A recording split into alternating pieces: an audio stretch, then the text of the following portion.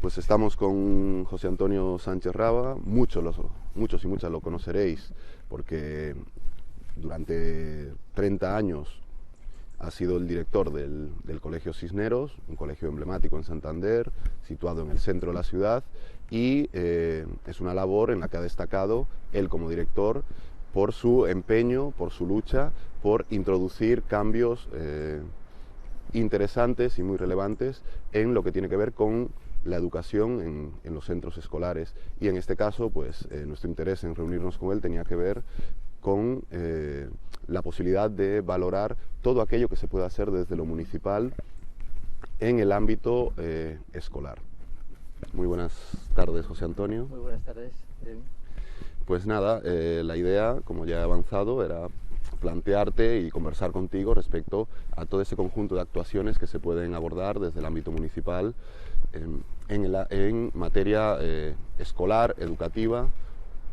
¿Qué te parece? ¿Por dónde podemos empezar? Bueno, pues yo creo que por el principio, por el punto de partida. ¿Cuál consideras tú que es el punto de partida para empezar a abordar en serio, desde Izquierda Unida, Podemos, estos temas de la educación en Santander?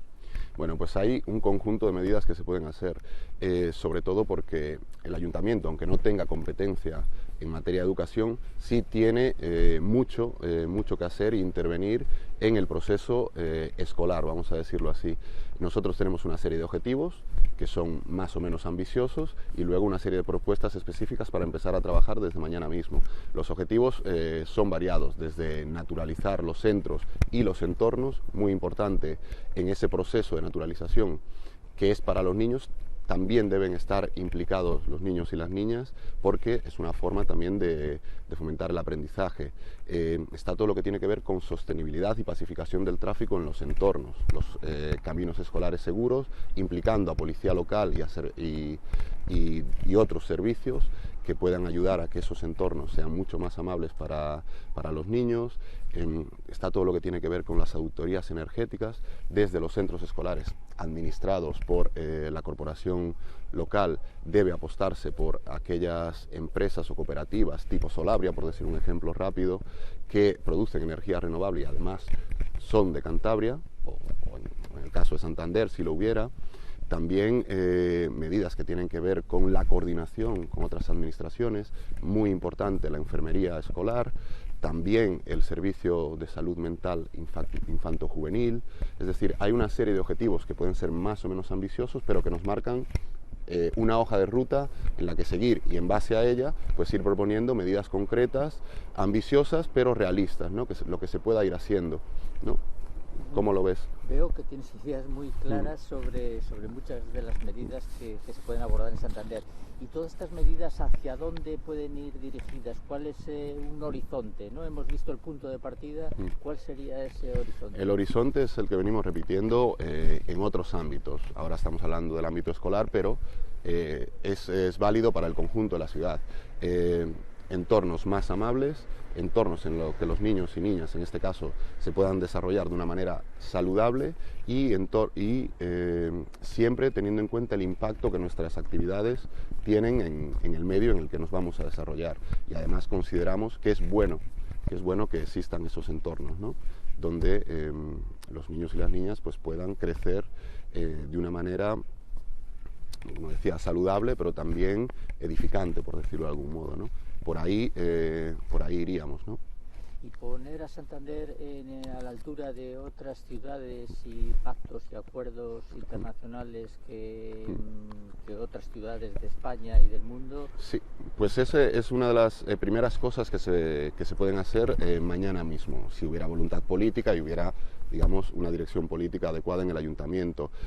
Adscribirnos de manera sincera en los acuerdos por una ciudad para los niños y niñas. El Pacto de Milán, fundamental, porque es el que tiene que ver con todo lo relativo a la alimentación y a los comedores escolares, que eso se puede implementar de manera eficaz para el ayuntamiento. Por poner un ejemplo muy rápido, por ejemplo, que exista una cocina escolar municipal que centralice el suministro de alimentación, por decirlo de algún modo, o que alimente los comedores escolares de manera que haya un ahorro, que haya un control de calidad, que haya un consumo y estimule la economía local, ¿no? Los productores de cercanía, etcétera, etcétera. Ese podría ser un gran ejemplo de dónde se podría actuar. Luego, que el Consejo de Sostenibilidad del Ayuntamiento funcione de manera eficaz, me parece también una buena medida, porque todo esto que tiene, de lo que hablamos, de naturalizar, de convertir los patios escolares en entornos verdaderamente sostenibles y amables para los niños, se puede canalizar a través de un consejo municipal de sostenibilidad, por ejemplo, ¿no? Y algo que está en la ley pero no se ha implantado, el Consejo Escolar Municipal, ¿lo implantarías para que hubiera una participación real, no como otros consejos que al final se quedan en la teoría y no aterrizan en una participación real y efectiva? Eso es fundamental. Nosotros llevamos la participación en nuestro ADN y es la metodología que consideramos más adecuada para que las propuestas políticas que llevamos en programa tengan una mínima garantía de éxito, y esta sería una de ellas, un Consejo Municipal Escolar participado por aquellos agentes y sectores que operan y conocen mejor que nadie, y mejor desde luego que los políticos, el entorno en el que se van a aplicar las distintas medidas. Es imprescindible. Habría que ir a eso porque sería un instrumento municipal para coordinar. Una cosa que echamos mucho de menos en el Ayuntamiento de Santander es que haya, primero, eficacia a la hora de funcionar determinados organismos que a veces están, o los que se puedan crear, y que haya coordinación, porque los procesos sociales, en el ámbito que sea, implican a muchas personas, implican a muchos ámbitos, y si muchos de esos ámbitos están de espaldas unos a otros, al final es ineficacia, derroche de recursos y resultados paupérrimos, ¿no? Y esto se ve mucho en la educación, que interviene sanidad, interviene servicios sociales. Hablando de servicios sociales, otras medidas concretas, incluyendo el tema de servicios sociales, otros asuntos que tú plantees, que Izquierda Unida Podemos plantee para el Ayuntamiento de Santander. Pues mira, llevamos medidas específicas, porque para nosotros es muy importante, en materia de conciliación. Por ejemplo, recuperar programas que han funcionado bastante bien, como Sábado Tarde. Tendremos que ver qué hacemos con Juventud y con el programa La Noche es Joven, que yo creo que necesita una puesta al día y una reorientación. También articular pues toda una red o un sistema de ludotecas para periodos vacacionales, reforzar plantillas para abrir, por ejemplo, los centros en horario distinto al escolar y que puedan servir para desarrollar distintas actividades para los niños, y eso, por cierto, siempre con un mantenimiento adecuado, que haya vigilancia para evitar gamberradas, si me lo permites, y que estén realmente en condiciones y adecuados, ¿no? Y eso también implica no solamente que desde el ayuntamiento se pongan recursos humanos, sino también la implicación de padres y otros ámbitos, ¿no? Y otras dependencias municipales, ¿no? Hay un asunto como la limpieza de los centros que es muy importante y no hemos abordado. Durante la pandemia se incrementó la plantilla. ¿Tú qué idea tienes en este sentido? Creemos que eso ahora mismo está en bajo mínimos y es importantísimo.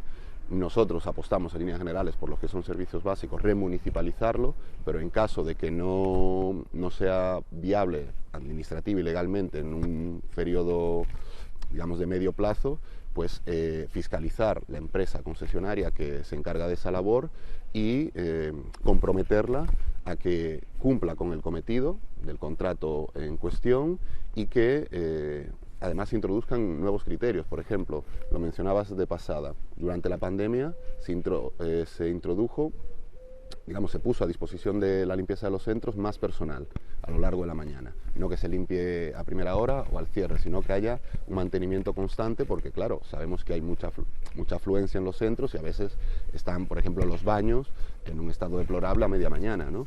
Pues que exista esa posibilidad sería importantísimo, es algo muy viable. Y hemos hablado de esto, pero nos hemos dejado seguramente cosas en el tintero, porque hay mucho, más de lo que yo mismo pensaba inicialmente cuando profundicé con esto y sobre todo cuando hablé contigo. Hay mucho lo que se puede hacer. Está el tema de talleres municipales, por ejemplo, que es algo que, hay que decirlo, ha funcionado muy bien, por lo menos la cuestión de la asistencia telemática, hay una respuesta rápida, eso debe reforzarse y seguir funcionando bien. Nosotros no llevamos un discurso catastrofista de todo está mal, hay cosas que funcionan bien, hay que ponerlas en valor y en la medida de lo posible reforzarla, ¿no? Imbricarla en esa visión, si me lo permite decir, esa visión integral o sistémica, no entendiendo las cuestiones que abordamos como pequeñas partes, sino como una parte de un engranaje, ¿no? Que tiene que articularse y sistematizarse.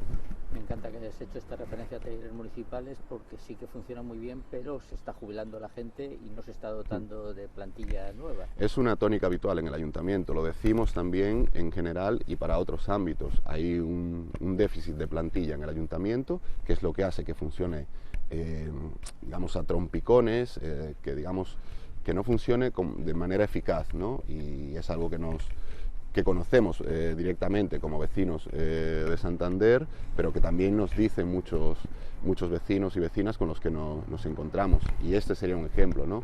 Una tasa de reposición. Hablamos también del caso de la policía local, que aunque parezca que no, también tiene que ver con esto. Si hablamos de entornos pacificados, de peatonalización, ahí también hay que implicar a esta, pero claro, planteamos estas medidas cuando tenemos unas plantillas bajo mínimos. Son horizontes a los que tenemos que llegar. Eso es fundamental tenerlo en cuenta, ¿no? Y una medida que has tocado de pasada, el tema del profesorado ahora mismo está muy preocupado con la implantación de la LOMLOE. Y la LOMLOE contempla algo que son las situaciones de aprendizaje. Desde el ayuntamiento se podría apoyar, aunque ya sabemos que no tiene competencias propias, son impropias, pero ¿cómo se podría apoyar en este sentido al profesorado? No tiene las competencias en esa materia, pero se puede hacer muchísimo.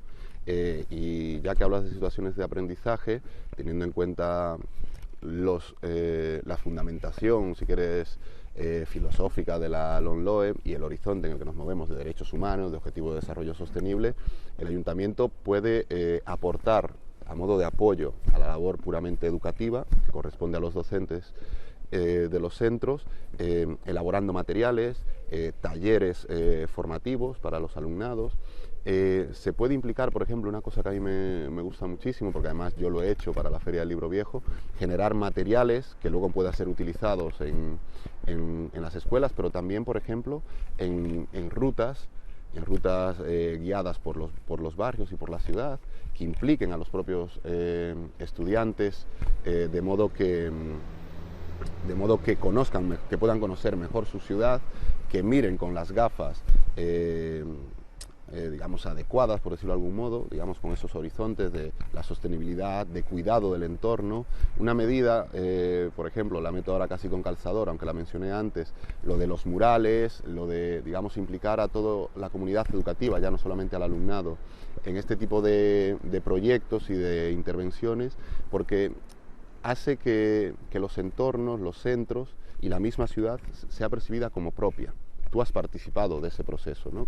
Que enriquece y que añade, y por tanto es muchísimo más probable que lo cuides y que todo lo cuidemos más. O sea que en ese sentido, desde el ayuntamiento, no directamente, pero sí puede contribuir a generar un ecosistema que permita que todos los procesos se retroalimenten, ¿no? Y por tanto podamos tener, digamos, un resultado que siempre es progresivo, nunca final, muchísimo mejor y al que apetece más aspirar, ¿no?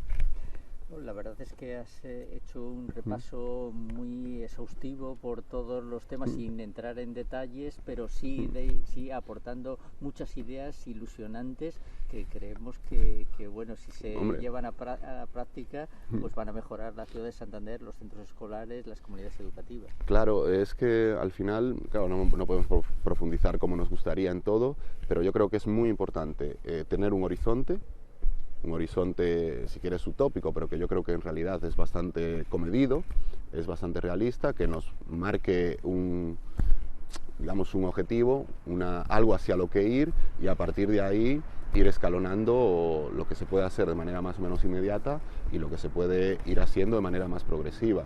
Es una cuestión, quizás en mi caso por defecto de formación, pero yo creo que en general es la mejor forma de abordar no solamente la labor política, sino la mayor parte de todo aquello que tiene que ver con las relaciones sociales y humanas. Y en ese sentido, pues a veces quizás no concretamos tanto, pero yo creo que sí tenemos que atrevernos a plantear las reflexiones, ¿no? A veces me dicen que soy muy abstracto, algo por el estilo, o no. Lo que pasa es que las cosas tienen que estar fundamentadas, tienen que estar reflexionadas, porque a mí no me gusta la improvisación, sí me gusta en otros ámbitos, y vas a tener que improvisar porque hay muchos factores que tú no controlas, pero es más fácil improvisar cuando conoces la música, ¿no? Tienes toda la razón. Yo una de las frases que repito habitualmente es que no hay nada más práctico que una buena teoría. Hombre, claro.